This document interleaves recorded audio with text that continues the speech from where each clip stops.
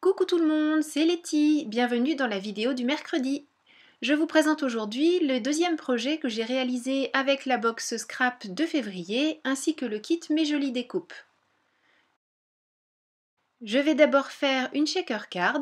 Je prends pour cela ce morceau de carton découpé avec la forme cœur qui est fourni dans votre box de février et ce très joli papier à fleurs.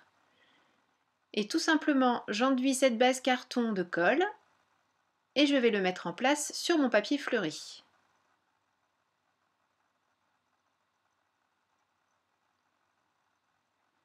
J'ajuste ensuite les coupes avec mon cutter et mon réglé. Et pour la découpe de l'intérieur, pour retrouver la forme du petit cœur avec sa petite barre, je vais utiliser cette fois-ci mon cutter de précision ou mon scalpel.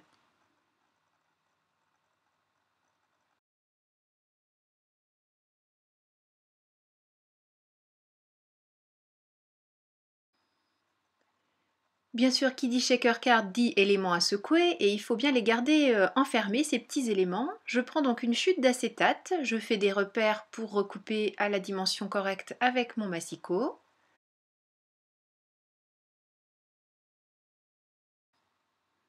Et pour coller cette fenêtre bien en place et être sûr qu'elle ne bouge pas, j'utilise mon escargot de colle Crafters Companion, puisque là je suis sûre de résultat et certaine que ça ne bougera pas et que mes petites microbilles ne vont pas se sauver. Je mets en place ma petite fenêtre et je vais maintenant m'occuper de l'épaisseur dont j'ai besoin pour que tout ça vienne bouger à l'intérieur de cette shaker card. Je garde toujours de la mousse créative avec du stick-it collé dessus. Ici, je n'en avais mis que d'un côté, alors je ne sais pas pourquoi, hein, mais bon, on va arranger ça tout de suite. Je prends ma pochette de stick-it, je prends une feuille, je vais découper uniquement ce dont j'ai besoin pour venir habiller tout le dos de cette mousse créative. Donc, comme d'habitude, hein, je fais mes petits repères de manière à gaspiller le moins possible. De toute façon, je garde le moindre petit morceau de tout, hein, tout peut servir. Et une fois que j'ai découpé, je vais enlever la mousse de protection, enfin pas la mousse de protection, la bande de protection qui est au dos de mon stick-it. Alors c'est drôlement bien fait. L'arrière du stick-it, en fait, vous voyez, il y a trois bandes de protection, enfin trois parties différentes. Donc je n'en enlève qu'une. Et j'applique sur ma mousse, même si ça peut paraître bizarre, la partie qui n'est pas découverte, de manière à pouvoir la caler correctement, ce qui me permet ensuite d'enlever finalement, voilà, la protection, de bien appliquer. Et après, petit à petit, j'enlève les autres protections, ce qui me permet de coller mon stick-it de manière très propre et surtout sans faire de bulles, sans faire de bêtises, de petites vagues ou voilà. Et comme ça, il est posé bien bien à plat sur ma mousse créative et je n'ai pas de mauvaise surprise. Ça me permet de bien le caler, d'utiliser cette manière de faire. Je vais maintenant repérer le rectangle dont j'ai besoin pour habiller ma shaker card. Comme d'habitude, mes petits repères et ensuite je découpe au réglé et au cutter, sachant que j'aurais aussi pu utiliser mon massicot, mais puisque le réglé et le cutter sont sortis, c'est eux qui vont travailler.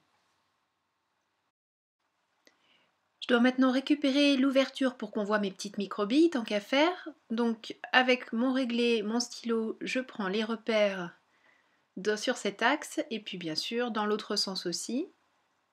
Et je vais ensuite utiliser un die de découpe rond adapté à l'ouverture de ma shaker card pour découper ma craie à mousse dans ma Cuttlebug.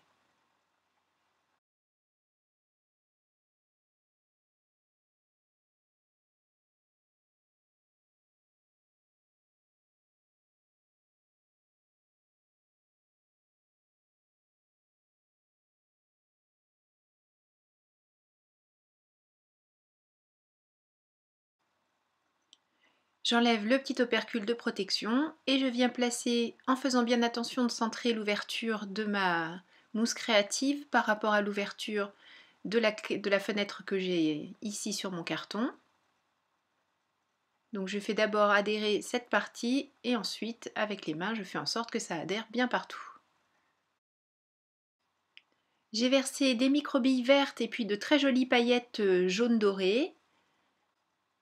Et pour faire le fond de ma shaker box, je prends une chute du papier maya de la box, deux couleurs de distress j'ai choisi Fossilized Amber et Peeled Paint. Je vais réaliser un fond donc avec ces deux couleurs puisque ce sont celles qui me paraissaient les plus ajustées avec le papier que j'avais choisi. Je vais ensuite vaporiser quelques gouttes d'eau pour faire apparaître la réaction d'oxydation. Et enfin, je vais rajouter des aquacolors vertes et jaunes pour toujours rester dans l'idée de ces paillettes que j'ai utilisées et du papier à motif que j'ai utilisé pour rester dans la même gamme de couleurs et faire en sorte que ma shaker box soit jolie jusque dans le fond en fait, comme ça même si les microbilles sont toutes vers le bas par exemple, le fond de ma shaker box reste joli. Alors maintenant, une des parties les plus délicates en ce qui me concerne. En général, c'est là que mes doigts collent sur l'adhésif, que la shaker card se soulève et que mes microbilles se font la valise. Bon, en l'occurrence, ça se passe pas trop mal pour une fois, comme quoi je devrais vous le dire à chaque fois, comme ça se presserait sûrement mieux. Bon, il y en a quand même quelques-unes qui se sauvent, hein, je vous rassure, c'est pas non plus... Mais voilà, c'est fini, elles sont maintenant enfermées et tout va bien se passer. Avec le reste du stick it, donc je vais pouvoir coller ma base de carte au dos de cette jolie shaker card. Je la colle en place et comme d'habitude, je fais mes coupes et mes marquages avec le réglé, la bille à gaufrer et pour ce qui est de la coupe, le cutter. Je vais pouvoir habiller le devant maintenant de cette jolie carte, toujours dans une chute de papier. Enfin ici c'est quand même une très belle chute puisque la feuille est quasiment entière. Je vais tamponner ce très très beau tampon qui est contenu dans votre box de ce mois de février. Il est d'une finesse incroyable et vous allez voir que parce que j'utilise de la poudre embossée elle aussi très très fine puisque c'est la Wow, je vais obtenir un résultat vraiment très très joli. J'ai mis de la Versamark sur mon tampon, je rajoute ma poudre à embosser. Je fais bien chauffer mon pistolet et je le présente devant mon papier pour faire fondre tout ça. J'ai découpé mon étiquette avec mon massicot, j'encre les bords avec la même distress que celle que j'ai utilisée tout à l'heure, à savoir la Peeled Paint.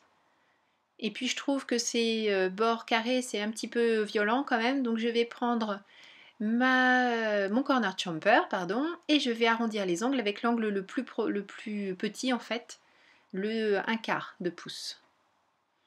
Et bien sûr, j'ai aussi mis un petit peu d'encre tout autour de ma carte pour être raccord avec toujours tous les éléments que j'ai mis en place et puis donner une petite finition un peu plus sympa à ma carte.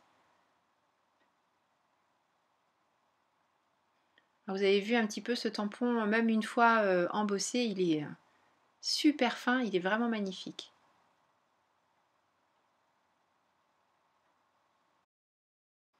Et la dernière petite touche, ce sont des éléments du kit Mes Jolies Découpes, à savoir cette très belle rose évidée et puis 2 petits cœurs en bois.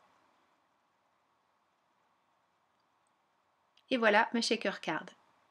On peut passer à la suivante. Pour cette seconde carte, je vais utiliser le deuxième morceau de carton qui était fourni dans votre box. Donc Noël en a fait une couverture d'album, moi j'ai choisi de m'en servir pour faire 2 cartes. Et je prends le papier impression ardoise avec ce tour en bois. Je vais commencer par supprimer le tour en bois, alors pas définitivement puisque je vais m'en servir pour la réalisation de ma carte, mais ce que je veux pour l'instant c'est uniquement le papier effet ardoise. Je mets de la colle sur une bonne partie du papier mais pas jusqu'en haut où j'en aurais besoin, un petit trait sur mon carton, ce qui me permet d'avoir de la colle partout, mon papier est très bien collé mais rien qui dépasse. Je mets ensuite de la colle sur le tour de ce que je viens de créer et je remets mes petits éléments bois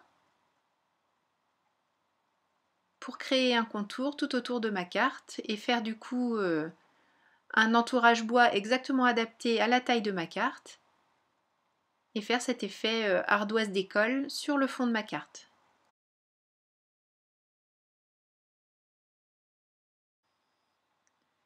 Dans le reste de papier effet bois, je vais créer une table, enfin ce qui devra ressembler le plus possible à une table. Je désépaissis un petit peu, Alors peu importe le petit trou qui est au milieu, c'est pas très grave puisque comme vous l'avez vu, je vais utiliser aussi le papier avec les gros carreaux gris et gris foncé pour réaliser un effet nappe. Donc tout simplement, je vais le couper en diagonale en utilisant mon massicot. Je repère à peu près la taille dont je vais avoir besoin et je vais me servir du massicot donc pour faire ma découpe.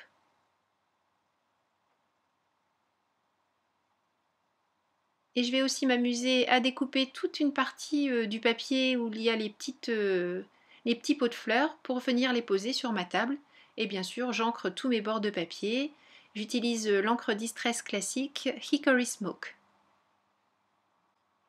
Enfin, Hickory Smoke en tout cas en ce qui concerne les papiers grisés, parce que pour les autres papiers, j'ai choisi la Grand Espresso pour tout ce qui était plutôt finition marron. Vous voyez, je me sers beaucoup de mes Distress Oxyde, mais je me sers aussi toujours beaucoup de mes Distress classiques. Je crois que je suis Distress addict, on dit. Hein. Enfin, je suis scrap addict de toute façon.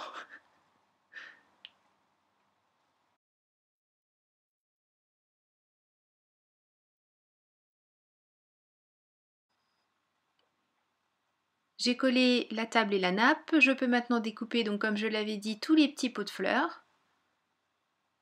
Alors je m'applique bien autour du pot de fleurs en lui-même. Pour ce qui est de la végétation, j'essaie de m'approcher au plus près des petites plantes, mais je ne vous cache pas qu'avec toutes les parties blanches et tout ça, il était quasi impossible de faire un découpage parfait. Donc pour donner un petit peu une illusion de découpage correct sur ces petits pots de fleurs, je vais utiliser la Distress classique Peeled Paint, donc je reste dans la même couleur que ce que j'ai utilisé depuis le début. Et du coup, ça finit le découpage du feuillage et je n'ai plus maintenant qu'à mettre tout ça en place avec ma colle à pointe fine de chez Rayer. Je laisse un petit peu de place au milieu de la table, hein, je ne mets pas tous les éléments sur toute la surface de la table, je vais y arriver puisque je veux que le mot scrap vienne s'appliquer au milieu de tout ça. Et puis pour donner un petit peu de volume, je colle certains éléments sur de la mousse créative, la chute, une des chutes qu'on a gardées tout à l'heure de la découpe de la shaker card.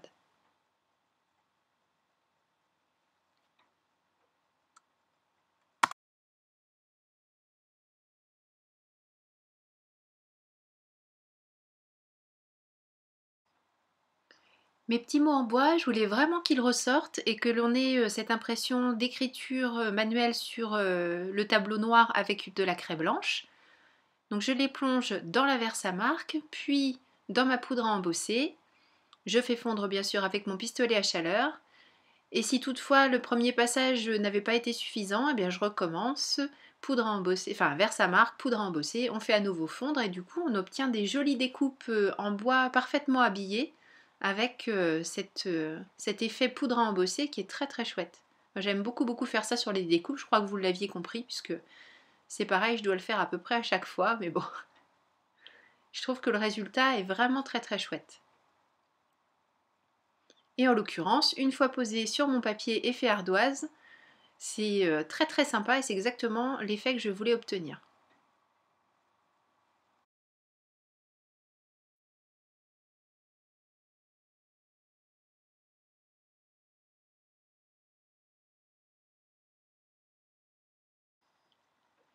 Et pour terminer, je pose tout simplement ce devant de carte sur du papier scrap blanc et je fais comme d'habitude autour les découpes et les pliages qui vont bien pour que ça devienne une jolie carte. J'espère que ces deux projets vous ont plu et vous ont donné quelques idées. Merci beaucoup d'avoir suivi cette vidéo. Je vous donne rendez-vous la semaine prochaine pour une nouvelle vidéo création. D'ici là, prenez bien soin de vous. Gros bisous. Bye bye.